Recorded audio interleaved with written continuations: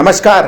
आपके अपने YouTube channel समय की पुकार में मैं ओम कसारा आप सभी दर्शक बंधुओं का हार्दिक स्वागत और अभिनंदन करता हूं। भीलवाड़ा नगर परिषद कार्यालय परिसर में गुरुवार को सभापति राकेश पाठक एवं भारतीय जनता पार्टी के पार्षदों ने काली पट्टी बांधकर धरना दिया। इस दौरान धरनार्थियों ने राज्य सरकार पर लोकतंत्र की हत्या करने जैसे गंभीर आरोप लगाते हुए नारेबाजी की। जयपुर की महापौर सौम्या गुर्जर सहित 3 अन्य पार्षदों के निलंबन को बहाल करने की मांग करते हुए चेतावनी दी गई कि यदि ऐसा नहीं किया गया तो उग्र आंदोलन छेड़ा जाएगा। इस मौके पर नगर परिषद सभापति राकेश पाठक ने कहा कि वर्तमान दौर में मुख्यमंत्री अशोक गहलोत को अपनी कुर्सी हिलती हुई दिखाई दे रही है, इसीलिए जनता का ध्यान भटकाने के उद्देश्य से ही लोकतांत्रिक तरीके से चुनी गई जयपुर की महापौर को हटाया गया है। जो लोकतांत्रिक तरीके से चुने हुए व्यक्ति है उनको हटाकर मनोनयन करने की जो पद्धति है वो अत्यंत खतरनाक और लोकतंत्र के मुंह पर तमाचा है। और ये सारी हरकतें इसलिए हो रही है क्योंकि उनकी खुद की कुर्सी डावाडोल नजर आती है। सचिन पायलट लगातार उनको चुनौती दे रहे हैं और कांग्रेस के शीर्ष नेतृत्व के सामने अपने कुनबे को जोड़े रखने की एक चुनौती है। उस चुनौती से ध्यान भटकाने के लिए अशोक गहलोत मुख्यमंत्री ऐसी ओछी हरकतों पे उतारू है। जनता समय आने पर इसका मुंह तोड़ जवाब देती है। हम सब जनप्रतिनिधि इसकी कड़े शब्दों में भर्त्सना करते हैं। जो भी ये विरोध प्रदर्शन है हमारे प्रदेश संगठन के नेतृत्व में चल रहे हैं। हमें प्रदेश संगठन जिस प्रकार का भी आदेश निर्देश देगा हम उसको आगे बढ़ाते जाएंगे।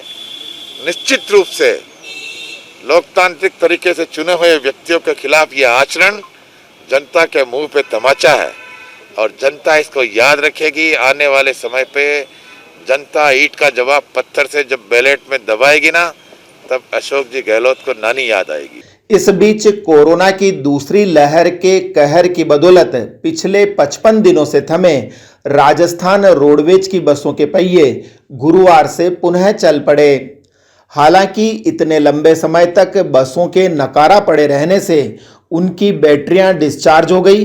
नतीजतन उन्हें धक्का लगाकर स्टार्ट करने में खासी मशक्कत करनी पड़ी।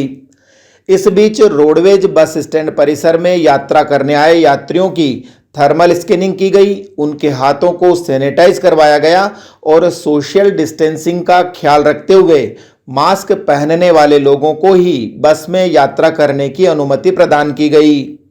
केंद्रीय बस स्टैंड के मुख्य प्रबंधक अनिल पारिक ने बताया कि फिलहाल उदयपुर, जयपुर व चित्तौड़गढ़ रूट पर 37 गाड़ियों का संचालन ही शुरू किया गया है। आज दिनांक 10/6/21 को राजस्थान रोडवेज भीलवाड़ा आगार ने पूरी कोरोना का गाइडलाइंस के पालन करते हुए आज 37 गाड़ियों का संचालन किया है। जो गाड़ियाँ उदयपुर, जयपुर और चित्तौड़ के लिए आज रवाना की है। बाकी देवली, केकड़ी वगैरह के लिए भी गाड़ी आज हमने रवाना कर दी है। यात्री भार अपेक्षाकृत कम रहा सुबह सुबह, लेकिन फिर भी ठीक है। और जो बस की कैपेसिटी है उसके हिसाब से हमने आज गाड़ियाँ रवाना की है।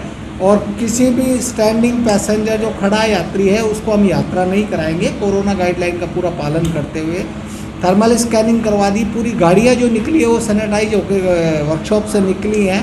और हमने भी बस स्टैंड पे थर्मल स्कैनिंग और ये ऑक्सीमीटर के साथ में जो हमारे कर्मचारियों को बिठा रखा है और सबके no mask, no entry, no mask, no movement का सारा नारा देके और हम इसको पूरी तैयारी के साथ आज हमने बसें चालू की। इधर श्री गणेश उत्सव प्रबंध एवं सेवा समिति के तत्वाधान में आम जन की इम्यूनिटी बढ़ाने के लिए होम्योपैथिक दवा आर्सेनिक एल्बम 30 की गोलियां निःशुल्क वितरित की जा रही है। समिति के अध्यक्ष उदयलाल समदानी ने बताया कि कोरोना से बचाव के लिए यह गोलियां बेहद कारगर है। और अंत में राज्य सरकार द्वारा हेल्थ कंसल्टेंट एवं कोविड स्वास्थ्य सहायक पदों के लिए संविदा कर्मी के रूप में भर्ती होने बाबत जिन लोगों ने आवेदन किए हैं उनके दस्तावेजों की जांच का क्रम गुरुवार को भी पॉलिटेक्निक कॉलेज में जारी रहा। इस दौरान कोरोना गाइडलाइन की पूर्ण पालना की गई ताकि किसी भी अभ्यर्थी को स्वास्थ्य संबंधी कोई परेशानी नहीं आए। इस मौके पर सीएमएचओ डॉक्टर मुश्ताक खान ने पॉलिटेक्निक कॉलेज परिसर में पौधारोपण भी किया। मुश्ताक खान ने कहा कि अंतिम दिन 400 से भी ज़्यादा लोगों के दस्तावेज सत्यापित किए जाने हैं। आज हमने 410 सहायकों को डॉक्यूमेंट वेरिफिकेशन के लिए बुलाया है। अभी तक 250 के करीब लोग आ चुके हैं और इसी तरह से जो कंसल्टेंट है उसकी 36 पोस्ट थी और 36 पोस्ट के अगेंस्ट अब तक 16 लोग को आज हमने जो डॉक्यूमेंट देखे हैं, जो उनका प्रथम दृष्टया जो डॉक्यूमेंट है 16 को हमने आमंत्रित किया।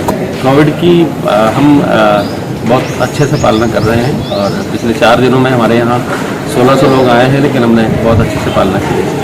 इस बीच अपने दस्तावेजों की जांच करवाने आई शबनम नाम की अभ्यर्थी ने कहा कि वो पैसों के लिए नहीं अपितु आम जन की सेवा करने के उद्देश्य से इस कार्य बाबत आवेदन कर रही है।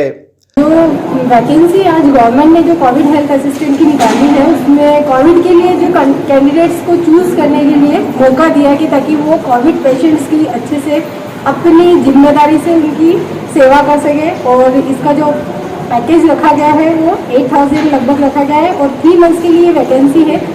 आगे मैं ये आशा करूँगी कि इस वैकेंसी को एक्सटेंड किया जाए ताकि जितने भी कैंडिडेट्स हैं उनको मौका मिले आगे। तो पैकेज तो ये है कि अगर हर जगह हम पैसे को देखेंगे तो इंसान है, हम कुछ इंसानियत भी हमारी है। पैसा ही सब कुछ नहीं होता कि पैसा तो है कि अगर हम अपनी मेहनत से बड़ी सफलता से जैसे जैसे आगे बढ़ते जाएंगे तो पैसा तो अपने आप पीछे दौड़ेगा। तो इस बुलेटिन में आज इतना ही। यदि यह आपको पसंद आया हो तो इसे लाइक व शेयर अवश्य करें और आपके अपने यूट्यूब चैनल समय की पुकार को सब्सक्राइब करना न भूलें। धन्यवाद। जय हिंद, जय भारत।